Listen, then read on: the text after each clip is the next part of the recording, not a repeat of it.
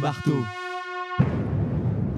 Le coup de marteau d'Alexandre Cuvillier-Japreval, avocat au barreau de Paris et grand défenseur de la propriété privée. C'est pour ça qu'on prend le temps à chaque fois de vous donner la parole pour parler de cette propriété en danger, tous les jours un peu plus en danger.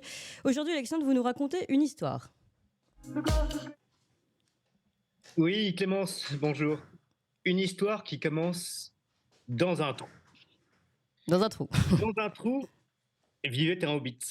Ce n'était pas un trou déplaisant, sale et humide, rempli de bouts de verre et d'une atmosphère suintante, non plus qu'un trou sec, nu, sablonneux, sans rien pour s'asseoir ni sur quoi manger. C'était un trou de hobbit, ce qui implique le confort. Alors ce trou, vous l'avez reconnu, Clémence, c'est celui de Bilbo, le héros de Tolkien, qui n'aspirait qu'à jouir de son confortable trou de hobbit, Hmm. à manger de bons mets à heure régulière, au petit déjeuner, au deuxième petit Ouais. déjeuner, à l'encas, au déjeuner, au goûter, au dîner, puis au souper. Tout cela avec de braves amis joviaux et honnêtes, et surtout une bonne pipe avec de l'herbe à pipe de Brie, la meilleure de la comté selon les connaisseurs. Tout cela est très sympathique et me fait d'ailleurs penser à une émission spéciale qu'on aura demain sur le Beaujolais. Mais pourquoi vous nous racontez cette histoire aujourd'hui, Alexandre? Parce que Clémence, il me semble voir là l'idéal de la propriété. Chacun chez soi, pas d'aventure, pas d'État pour venir vous installer un compteur Linky, percevoir une taxe foncière ou pour protéger un squatter installé chez vous contre votre gré. Oui, on en parlait encore ce matin. On n'accumule pas plus que ce dont on a besoin, en gros de denrées alimentaires, de vin, de bière, de cidre, de quelques tonnettes de digestifs pour les amis de passage ou les nains aventureux, et surtout, vous l'aurez compris, une bonne ration d'herbe à pipe. Alors, une fois que l'on a cela, et c'est déjà bien, me direz-vous, que demander de plus? Hmm. Quel besoin d'accumuler plus? De toute façon, ce type de denrée périme.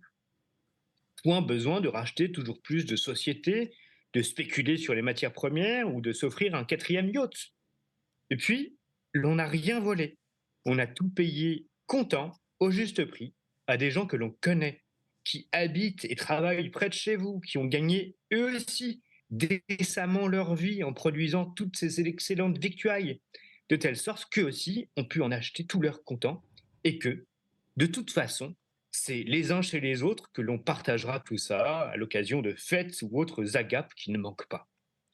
Bref, on a usurpé la plus-value de personne pour parler le marxiste, et l'on vit bien ainsi, décemment.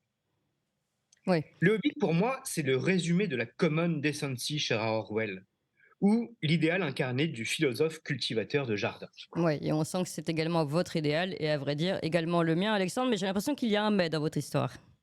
Eh bien oui, et un gros, figurez-vous. Ce mais, c'est le réel, le mal, l'ennemi, l'autre qui, lui, refuse de vous laisser vivre tel que vous le souhaiteriez. Celui qui vous dit qu'il faut plus de productivité, que vous devez être payé moins cher pour maintenir la rentabilité. Et lorsqu'on entend rentabilité, on entend surtout maintenir sa rente à soi.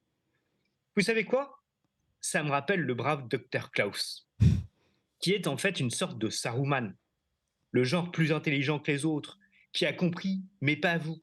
Un style Atali, quoi. Qui vous dit, vous ne posséderez rien et vous serez heureux. Ah. Qui, lui, va se sacrifier pour la cause, pour le bonheur de tous, et il se chargera de ce lourd fardeau, de ce souci permanent qu'est la vie. Il nous laissera seulement les joies et le bonheur, pas les peines, pas même les désagréments de la propriété qu'il conservera pour vous. Et puis, après tout, lui, c'est un expert qui sait ce qu'il vous faut. Alors le problème, en somme, c'est que le mal existe, que l'ennemi existe, et comme disait Julien Freund, que j'ai déjà cité dans cette chronique, je cite, c'est l'ennemi qui vous désigne.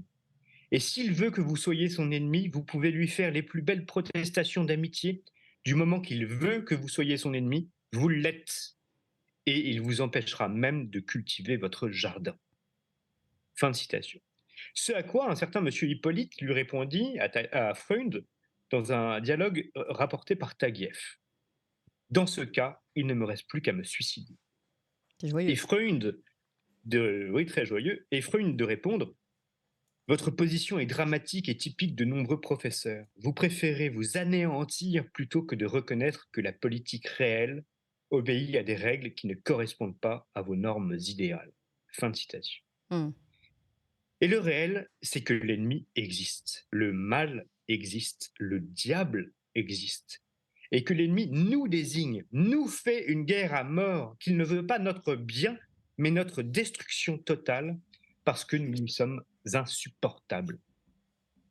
Alors, notre première résistance, c'est d'accepter l'ennemi pour ce qu'il est, le désigner à notre tour, puis le nommer. Aujourd'hui, c'est l'État et tous les perfides Saruman qui nous susurrent de belles promesses pour mieux nous amener à l'abattoir.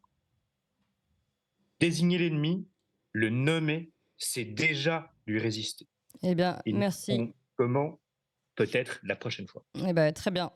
On a besoin justement de savoir comment résister à notre ennemi et qui est l'État selon vous. Et d'ailleurs, c'est aussi une des réponses que va apporter dans quelques secondes désormais Guilain Benessa avec son livre Le référendum impossible, justement comment redonner la parole au peuple. Lui aussi désigne le même ennemi que vous.